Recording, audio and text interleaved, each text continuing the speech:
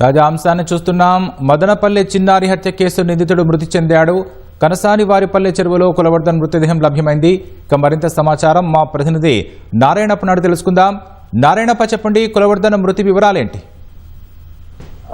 రాష్ట్ర వ్యాప్తంగా సంచలనం రేపిన మదనపల్లిలో చిన్నారి అత్యాచారం హత్య కేసులో నిందితుడు కులవర్ధన్ ఇవాళ ఉదయం కురుబల్కోట మండలం కలసానిపల్లి చెరువులో మృతదేహమై కనిపించారు.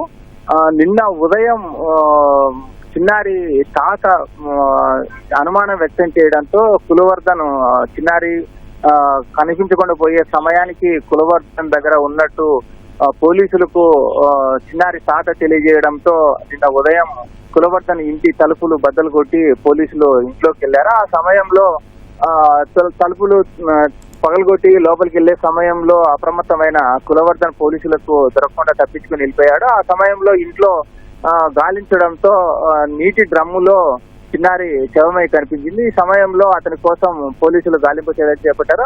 అంతలోపే ఈ చిన్నారి మృతి చెందిన అంశము, అదేవిధంగా అత్యాచారం చేసి హత్య చేసినట్టు స్థానికులకు తెలియడంతో పెద్ద ఎత్తున ప్రజలందరూ సంఘటనా స్థలానికి చేరుకొని ఆందోళన చేపట్టారు. దీంతో నిన్న సాయంత్రం వరకు తీవ్ర కలకలం రేగింది. నిందితుడు పరారీలో ఉండడం, చిన్నారిని అత్యాచారం చేసి హత్య చేయడం, పోలీసులు తగిన రీతిలో చర్యలు తీసుకోకపోవడంతో ఈ పరిస్థితి ఉత్పన్నమైందని చెప్పి తీవ్ర ఆగ్రహావేశాలు వ్యక్తమయ్యాయి. ఈ నేపథ్యంలోనే పోలీసులు ప్రత్యేక బృందాలు ఏర్పాటు చేసి కులవర్ధన్ కోసం నిన్నటి నుంచి గాలింపు చర్యలు చేపట్టారు. నిన్న మదనపల్లి జిల్లాకు సంబంధించిన అభివృద్ధి సమీక్ష సమావేశం ముఖ్యమంత్రి ఆధ్వర్యంలో విజయవాడ జరుగుతున్న నేపథ్యంలో మదనపల్లి కలెక్టర్ నిశాంత్ కుమార్, అదేవిధంగా ఎస్పీ కూడా విజయవాడకు వెళ్లారు. ఈ సమయంలో స్థానిక ఉన్నతాధికారులు లేకపోవడంతో కింది స్థాయి అధికారులు స్థానికులకు నచ్చజెప్పేందుకు ప్రయత్నించారు.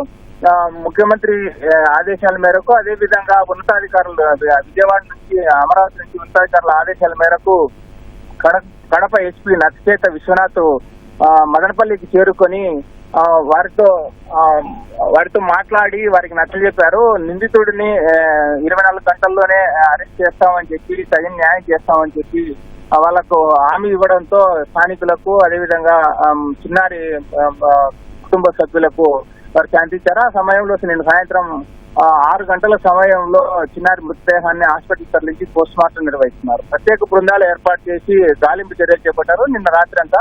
కానీ ఇవాళ ఉదయం కురుబల్కోట మండలం కలసానిపల్లి చెరువులో మృతదేహం లభ్యమైంది. స్థానికులు ఒక మృతదేహం ఉన్నట్టు దానికి సంబంధించిన ఆనవాళ్లు పోలీసులకు తెలియజేశారు. పోలీసులు సంఘటనా స్థలానికి చేరుకొని చెరువులో మృతదేహం వెలికి తీసి పరిశీలించడంతో మదనపల్లిలో చిన్నారిపై అత్యాచారం చేసి హత్య చేసిన కులవర్ధన్ గా గుర్తించి ఆ మృతదేహాన్ని మదనపల్లి ప్రభుత్వ ఆసుపత్రికి తరలించారు. మదనపల్లి ప్రభుత్వ ఆసుపత్రిలో శవ పరీక్షలు నిర్వహిస్తున్నారు. శవ పరీక్ష సమయంలో అతను ఏ సమయంలో ఆ చెరువులో పడ్డాడు, ఎలా ప్రమాదశాత్తు జరిగినాయి, ఏంటి అన్న అంశంపై పూర్తి స్థాయిలో వివరాలు వచ్చేందుకు అవకాశం ఉంది.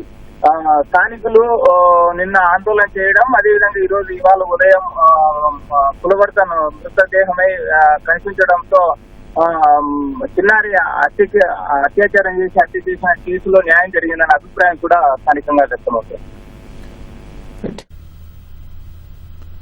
ధన్యవాదాలు నారాయణప్ప.